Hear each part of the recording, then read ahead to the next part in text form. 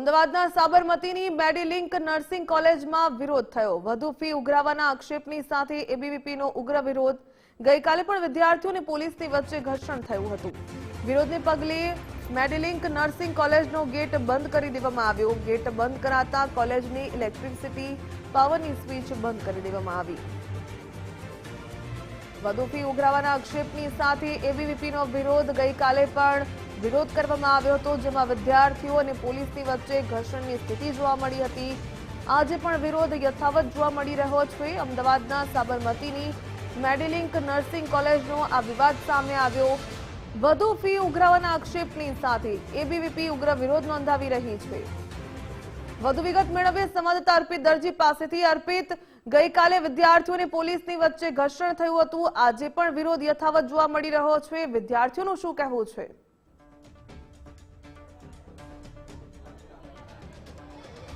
છેલ્લા લગભગ 20 થી 25 મિનિટ જેટલો સમય થવા આવ્યો। વિદ્યાર્થીઓ અને અખિલ ભારતીય વિદ્યાર્થી પરિષદના કાર્યકર્તાઓ મેડીલિંક નર્સિંગ કોલેજના ગેટની આગળ રામધૂન બોલાવી ઉગ્ર સૂત્રોચ્ચાર કરી અને વિરોધ નોંધાવી રહ્યા છે। હજુ પણ આપ જુઓ, વિદ્યાર્થીઓનો જમાવડો અહીંયા જોવા મળી રહ્યો છે। આંદોલનકારી વિદ્યાર્થીઓ છે કે જેઓ માંગ કરી રહ્યા છે કે કોલેજનો ગેટ ખોલવામાં આવે અને તેમની વાતને સાંભળવામાં આવે। પોલીસ પણ દરમિયાનગીરી કરી રહી છે અને કોલેજ પ્રશાસન સાથે એમની મુલાકાત થાય, એમની વાતચીત થાય, સંવાદ થાય અને એમની રજૂઆતને સાંભળવામાં આવે, એ પ્રકારની માંગ પરિષદ દ્વારા કરવામાં આવી છે। મારી સાથે વિદ્યાર્થી પરિષદના નેતા ધ્રુવિલભાઈ અખાણી છે, એમની સાથે વાત કરીએ। ધ્રુવિલભાઈ, ગઈકાલે પણ આ વિરોધ હતો, આજે પણ વિરોધ। કોલેજ પ્રશાસન શું કહી રહ્યું છે? છેલ્લા 20 થી 25 મિનિટથી આપ અહીંયા વિરોધ નોંધાવી રહ્યા છો।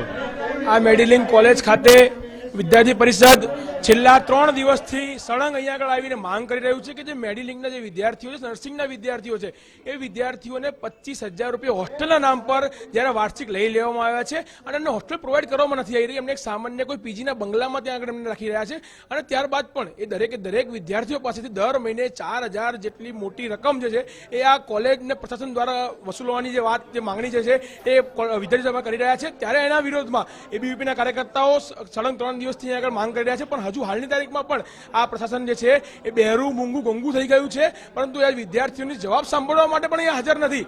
ક્યાંક ને ક્યાંક એ લોકો પોતે માની લીધું છે કે ક્યાંક ને ક્યાંક આ વિશ્વમાં ખોટા છે। વિદ્યાર્થીઓને જવાબ આપવા માટે એમની પાસે કોઈ જવાબ નથી વધ્યો અને એટલી જાડી ચામડીના છે કે એમના જ વિદ્યાર્થીઓ છે, જે વિદ્યાર્થીઓ 1.5-2 લાખ રૂપિયા સરકારની શિષ્યવૃત્તિ જે છે આ લોકોને આપી રહ્યા છે, સોંપી રહ્યા છે, છતાં એમનું પેટ ભરાતું નથી અને વિદ્યાર્થીઓના પૈસા લૂંટવાનું જે છે એ કારસ્તાન અહીંયા ચાલુ રાખવામાં આવી રહ્યું છે।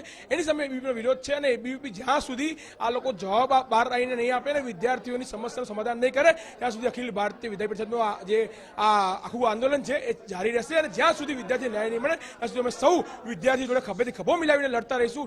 એની વિદ્યાર્થીઓ હશે ને કેટલું કરપ્શન કૌભાંડ માનો છો કે જે ઉઘરાવવાની આપ વાત કરી રહ્યા છો? આ 400 થી વધારે વિદ્યાર્થીઓ જે છે એ નર્સિંગના વિદ્યાર્થીઓ અહીંયા આગળ પીડાઈ રહ્યા છે। એ 400 વિદ્યાર્થી પાસેથી દર મહિને 4,000 રૂપિયા એટલે કે વાર્ષિક લગભગ 50,000 રૂપિયા જેવું જે મોટો એમાઉન્ટ જે છે એ ક્યાંક આ લોકો પાસે ઉઘરાઈ રહ્યા છે। એની કોઈ રિસિપ્ટ નથી, 25,000ની પણ કોઈ રિસિપ્ટ નથી। એવો મોટો કૌભાંડ જે છે આચરવામાં આવી રહ્યો છે। દેવાંશભાઈ, તમને લાગે છે કે આ લોકો ગાંઠી નથી રહ્યા કેમ કે 20 થી 25 મિનિટ જેટલો સમય થવા આવ્યો અને હવે આ દરવાજો લગભગ ખુલ્યો છે? હું સ્પષ્ટપણે કહું છું કે આ લોકો એકદમ મન ફાવે એ રીતે કોલેજ ચલાવી રહ્યા છે, ગાંઠી નથી રહ્યા, મન ફાવે એવી ફી ઉઘરાવે છે। યુનિવર્સિટીનું ને નર્સિંગ કાઉન્સિલનું એફિલિએશન પણ જો એમને મળ્યું અને આ પૂરતું ઇન્ફ્રાસ્ટ્રક્ચર પણ એમની પાસે નથી। આ બિલ્ડિંગમાં એ લોકો કોલેજ ચલાવી રહ્યા છે, એટલે ક્યાંક ને ક્યાંક આ લોકો બહુ મોટો ભ્રષ્ટાચાર કરી રહ્યા હોય એવી ગંધ આપણને અહીંયાથી માની। કેટલી દુકાનો તો ઠેર ઠેર રાજ્યમાં, અમદાવાદ નહીં પરંતુ રાજ્યના અલગ અલગ વિસ્તારોમાં ઠેર ઠેર આ પ્રકારની દુકાનો ખોલેલી છે। બેફામ રીતે કોમ્પ્લેક્સમાં આ પ્રકારે પેરામેડિકલ હોય, નર્સિંગ હોય, એ પ્રકારની કોલેજ ચાલતી હોય છે। પૈસા તો મન ફાવે ઉઘરાવે। હું આપના માધ્યમથી એ બધા જ જે પોતાની દુકાનો ખોલીને બેઠા છે, જે શૈક્ષણિક સંસ્થાઓને પોતાના ખાનગીકરણ માટે ઉપયોગ રોકવા માંગીશ। તમે જુઓ કે જે લાઇટ બંધ કરી નાખી હતી, જે મેઇન સ્વિચ બંધ કરી નાખી હતી, એના કારણે અંદર તમે જોઈ શકો છો કે હાલ લાઇટ પણ ચાલુ નથી કેમ કે વિરોધ નોંધાવતા સમયે જે સ્વિચ બોર્ડ આવેલું છે એ સ્વિચ બોર્ડ બંધ કરી દેવામાં આવ્યું હતું, જેના કારણે અંધારપટ પણ ત્યાં જોવા મળી રહ્યો છે કોલેજની અંદર અને હવે લગભગ 20 થી 25 મિનિટ જેટલો સમય થવા આવ્યો। વિદ્યાર્થી પરિષદના કાર્યકર્તાઓ માંગ કરી હતી અને હવે આ દરવાજો ખુલ્યો છે. આ દરવાજો હવે ખુલ્યો છે. હવે શું પ્રોસેસ તમારી કાર્યવાહી?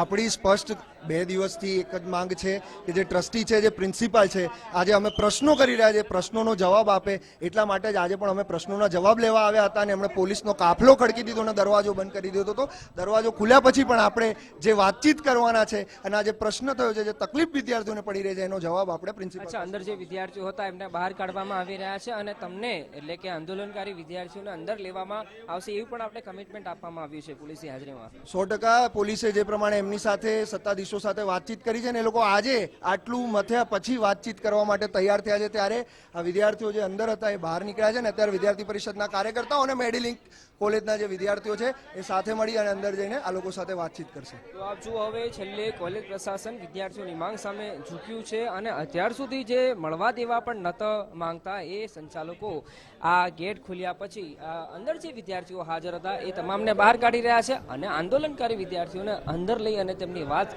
સાંભળશે. અને જે વધારાની ફીનો મામલો છે, હોસ્ટેલના નામે ફી ઉઘરાવવાનો દાવો પરિષદના કાર્યકર્તાઓ કરી રહ્યા છે, એ બાબતે તેઓ ઉગ્ર રજૂઆત કરવાના છે.